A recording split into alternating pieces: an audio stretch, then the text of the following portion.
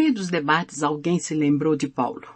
O apóstolo dos gentios dispunha na capital do império de grande número de afeiçoados iminentes.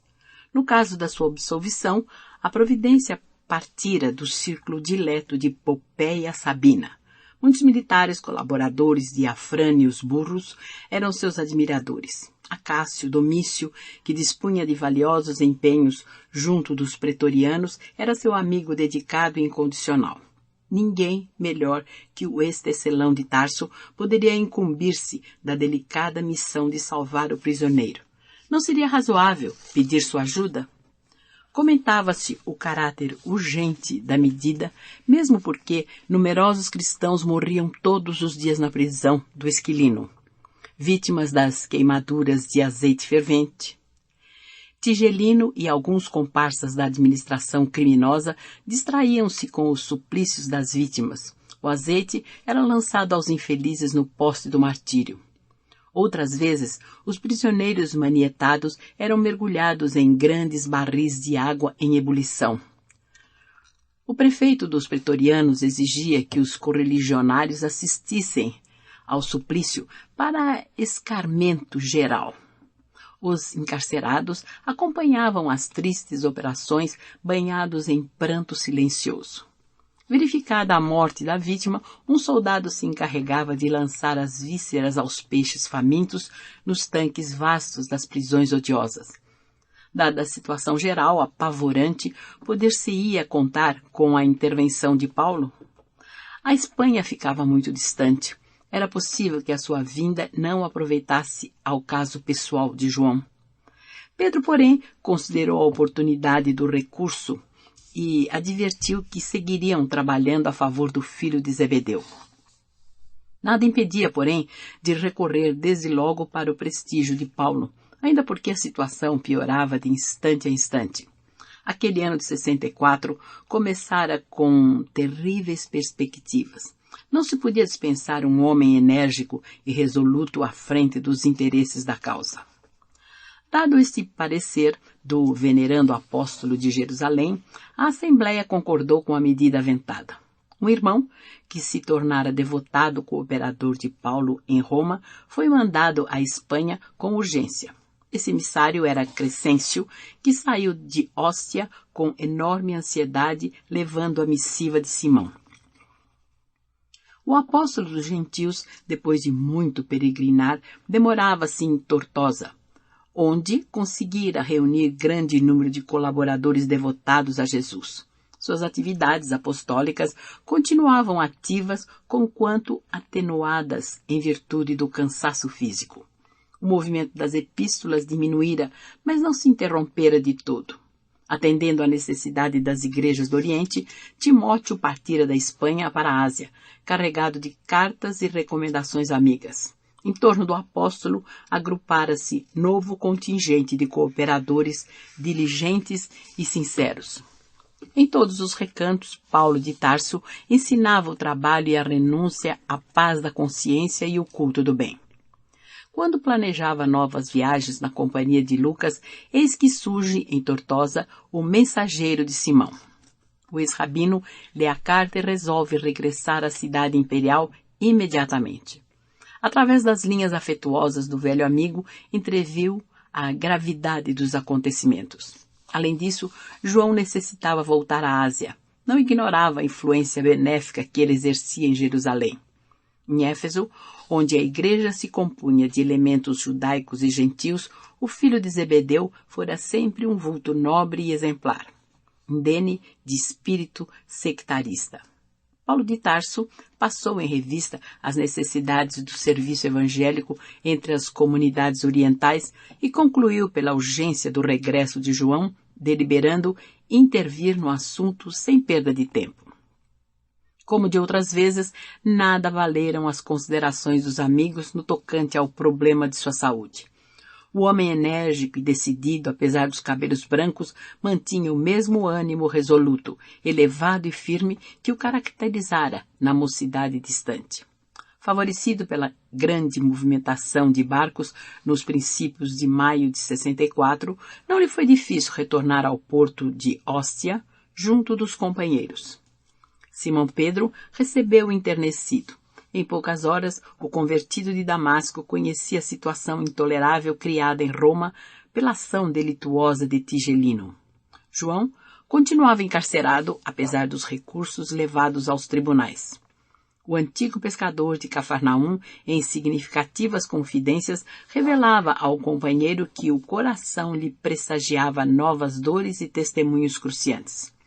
Um sonho profético anunciava-lhe perseguições e provas ásperas. Numa das últimas noites, contemplara um quadro singular em que uma cruz de proporções gigantescas parecia envolver com sua sombra toda a família dos discípulos do Senhor. Paulo de Tarso ouviu com interesse, manifestando-se de inteiro acordo com os seus pressentimentos.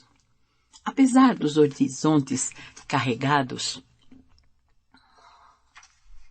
deliberaram uma ação conjunta para libertar o filho de Zebedeu. Corria o mês de junho. O ex-rabino desdobrou-se em atividades intensas, procurou a Cássio Domício solicitando a sua intervenção e valimento. Mais ainda, considerando que as providências morosas poderiam redundar num fracasso, auxiliado por amigos eminentes, procurou avistar-se com numerosos áulicos da corte imperial, chegando à presença de Popeia Sabina, a fim de rogar seus bons ofícios no caso do filho de Zebedeu. A célebre favorita ouviu-lhe a confidência com enorme surpresa. Aquelas revelações de uma vida eterna, aquela concepção da divindade assustavam-na. Embora inimiga declarada dos cristãos, dada a simpatia que mantinha pelo judaísmo, Popeia impressionou-se com a figura cética do apóstolo e com os argumentos de reforço ao seu pedido. Sem ocultar sua admiração, prometeu atendê-lo, apontando desde logo as providências imediatas. Paulo retirou-se esperançoso da absolvição do companheiro, porque Sabina prometera libertá-lo dentro de 3 dias. Voltando à comunidade, deu ciência aos irmãos da entrevista que tivera com a favorita de Nero. Mas, terminada a exposição, notou algo surpreso que alguns companheiros reprovam a sua iniciativa. Pediu então que o esclarecessem e justificassem quaisquer dúvidas. Surgiram fracas considerações que ele acolheu com a sua inesgotável serenidade. Alegava-se que não era louvável dirigir-se a uma cortesã dissoluta para impetrar um favor. Semelhante proceder afigurava-se defeso a seguidores do Cristo. Popeia era mulher de vida notadamente dissoluta. Banqueteava-se nas orgias do Palatino. Caracterizava-se por sua luxúria escandalosa. Seria razoável pedir-lhe proteção para os discípulos de Jesus? Paulo de Tarso aceitou as mofinas arguições com beatífica paciência e objetou sensatamente. Respeito e acato a vossa opinião, mas antes de tudo considero necessário libertar João. Fosse eu o prisioneiro e não haveria de julgar o caso tão urgente e tão grave. Estou velho, alquebrado, e portanto melhor me fora e mais útil, quiçá, meditar na misericórdia de Jesus através das grades do cárcere. Mas João está relativamente moço, é forte, dedicado. O cristianismo da Ásia não pode dispensar-lhe a atividade construtiva, até que outros trabalhadores sejam chamados à semeadura divina. Com referência às vossas dúvidas, porém, cumpre-me aduzir um argumento que requer ponderação. Por que considerais impróprio uma solicitação à Popeia Sabina? Teríeis a mesma ideia se me dirigisse a Tigelino ou ao próprio imperador? Não serão eles vítimas da mesma prostituição que estigmatiza as favoritas de sua corte?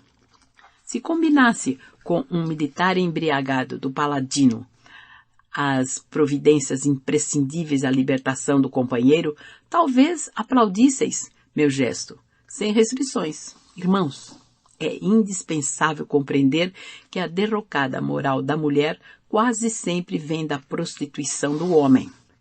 Concordo em que Popeia não é a figura mais conveniente ao feitio em virtude das inquietações da sua vida. Entretanto, é a providência que as circunstâncias indicaram, e nós precisamos libertar o devotado discípulo do Senhor. Aliás, procurei valer-me de semelhantes recursos, recordando a exortação do Mestre, na qual recomenda aos homens granjearem amigos com as riquezas da iniquidade. Nota: Lucas, capítulo 16, versículo 9. Nota de Emanuel: considero que quaisquer relações com o Palatino constituem expressões da fortuna iníqua, mas suponho útil mobilizar os que se conservam mortos no pecado para algum ato de caridade e de fé, pelo qual se desliguem dos laços com o passado delituoso, auxiliar